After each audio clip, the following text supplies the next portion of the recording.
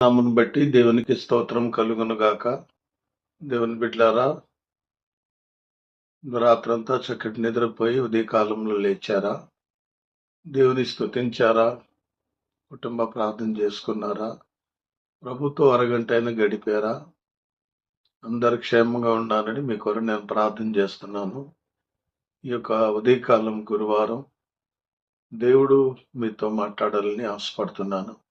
దేవుడు మిమ్మల్ని దీవించని ఆశపడుతున్నాను. మీ కొరకు ఆత్మీయ తండ్రిగా, దైవజనుడిగా ప్రార్థన నిత్యము చేస్తా ఉన్నాను. దేవునికి మా కృపను పెట్టి నాకు మరి డైలసిస్ అవుతున్నప్పటికీ అద్భుతంగా దేవుడు కాస్త శక్తి ఇచ్చి బలం ఇచ్చి ప్రార్థించడానికి, దేవుని మాటలు కొద్ది చెప్పడానికి దేవుడు తగిన శక్తి ఇస్తున్నాడు. దేవుని బిడ్డలారా, ఈ ఉదయ కాలంలో దేవునిలో వాక్యంలో నుండి ఒక చిన్న మాట మీ ముందు ఉంచాలని ఆశపడుతున్నాను. యేసుకెలు గ్రంథంలో 47 అధ్యాయము 12వ వచనములో ఒక చక్కని మాట దేవుడు రాయించి ఉంచాడు. ఆ మాట ఏంటంటే, నదీ తీరమున ఇరుప్రక్కల ఆహారమిచ్చు సకల జాతి వృక్షములు పెరుగును, వాటి ఆకడ్లు ఎప్పుడుకుని వాడిపోవు, వాటి కాయలు ఎన్నటికి రాలవు, వాటి పండ్లు ఆహారమునకును. ఈ నది నీరు పరిశుద్ధ స్థలములో నుంచి పారుచున్నది గనక వాటి కాయలు ఎన్నటికి రాలవు, వాటి పండ్లు ఆహారమునకును, వాటి ఆకులు ఔషధమునకు వినియోగించబడదురు. దేవుడు ఈ మాటలు బట్టి కొన్ని విషయాలు మీకు చెప్పాలని ఆలోచన కలిగి ఉన్నాను. దేవుని బిడ్డలారా, కొద్దిగా నాకు బలహీనత వల్ల కొద్ది మాటలు తడబడుతున్నాయి, ఏమనుకోకండి. తడబడిన కూడా దేవుని మాటలు చెప్పాలని ఆశ ఉంది. ఎందుకంటే ఒంట్లో రక్తం లేక, కిడ్నీ వల్ల ప్రాబ్లం వల్ల బ్లడ్ లెస్ అయి నేను ఆ మాటలు తడబడతా ఉన్నాను. కాబట్టి గ్రహించి మీరే అర్థం చేసుకొని కోరుతున్నాం. నది అనగా యేసయ్య, నదీ తీరం అనగా ప్రభువారు అని అర్థం. నది తీరమున ఇరుప్రక్కలు సకల జాతి అంటే అన్ని జాతుల చెట్లు పెరుగుతాయని అర్థం అన్నమాట. అది కూడా ఏ చెట్లట? ఆహారం ఇచ్చు సకల జాతి వృక్షాలు పెరుగుతాయి అన్నారు. ఆహారం ఇచ్చు అంటే ఏంటి? చెట్టు అనేది ఆహారం ఇవ్వాలి, ఆకలి తీర్చాలి, పండ్లు ఉండాలి. ఒకరోజు యేసయ్య ఆకలి కొని చెట్టు దగ్గరికి వస్తే ఒక పండ్లు కూడా కనబడలేదు. కానీ ఆ చెట్టుని చూసి బాధపడి శపించినట్టు మనం చూస్తున్నాం. కాబట్టి ఈ రోజు అంటున్నాడు, సకల జాతి వృక్షమట, ఆహారం ఇచ్చు సకల జాతి వృక్షాలు మనం ఉండాలి. ప్రభు ఆకలి ఎలా తీరుస్తామంటే, దేవుని ఆత్మలు దేవుడి దగ్గర తీసుకుని వెళ్ళాలి, ప్రభు సన్నిధికి నడిపించాలి, దేవుని మాటలు చెప్పాలి, దేవుని వాక్యం చెప్పాలి. వాళ్ళ ఆకలి బాధలు ఉన్నప్పుడు, కష్టకాలం ఉన్నప్పుడు, శ్రమల్లో ఉన్నప్పుడు వారికి దేవుని విషయాలు చెప్పి బోధించాలి.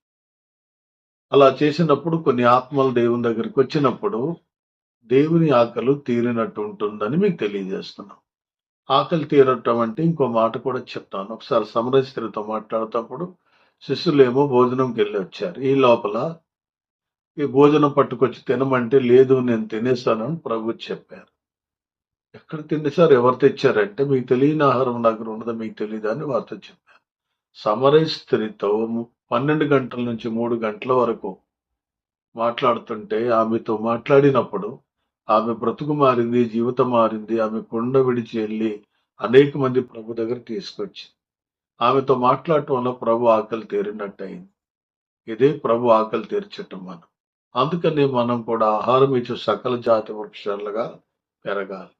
రకరకాల జాతి చెట్లు ఉన్నాయి. కాపులు, నాయుడులు, గొల్లలు, రాజులు, కమ్మాలు, ఇంకా రకరకాల జాతుల మనుషులు దేవుని మందిరాల్లో ఉన్నారు.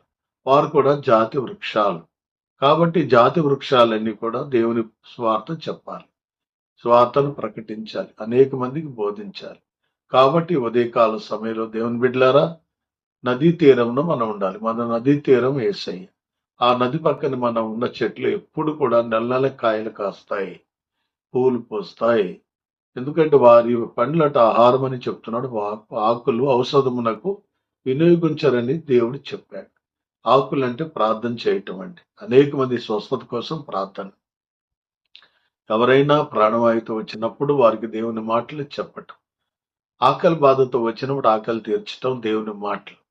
దేవుని మాటలు ఆకలి తీర్చటం అంటే ఆహారం తినటం కాదు గాని దేవుని నోటి నుంచి ప్రతి మాట ఆహారం తీరుస్తుంది అని దేవుని వాక్యం తెలియజేస్తుంది.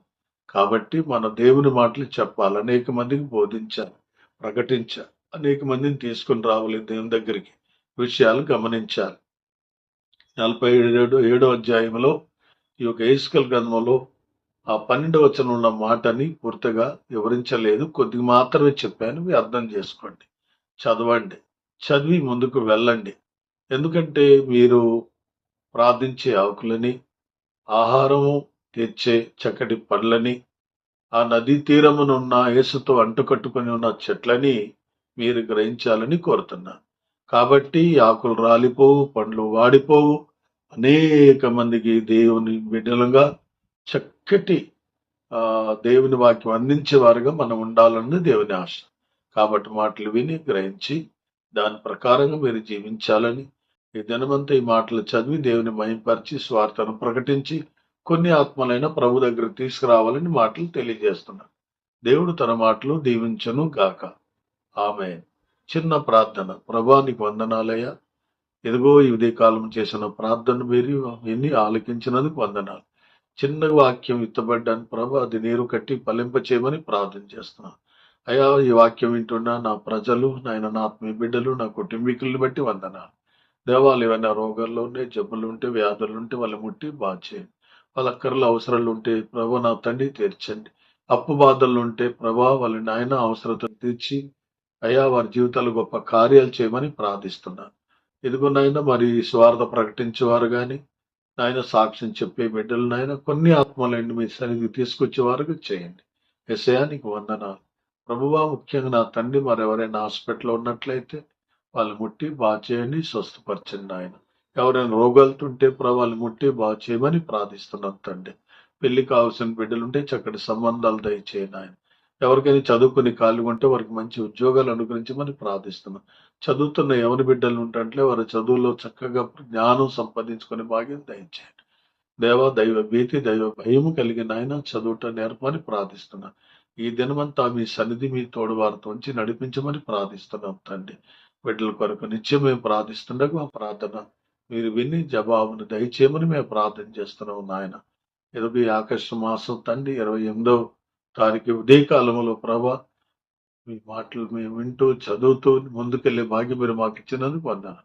ఎంతో మంది చూడలేని ప్రభు ఈ దినాన్ని మమ్మల్ని చూపించినందుకు వందనాలు చెల్లిస్తూ మా కొరకు ప్రార్థన చేసే ప్రతి బిడ్డలపై మీ ఆత్మంచి నడిపించి మీ నామను మహిమ తెచ్చుకోమని, మహిమ గంత ప్రభావం పొందుకోమని యేసయ్య నామములో ప్రార్థించి వేడుకొనిచున్నాము తండ్రి.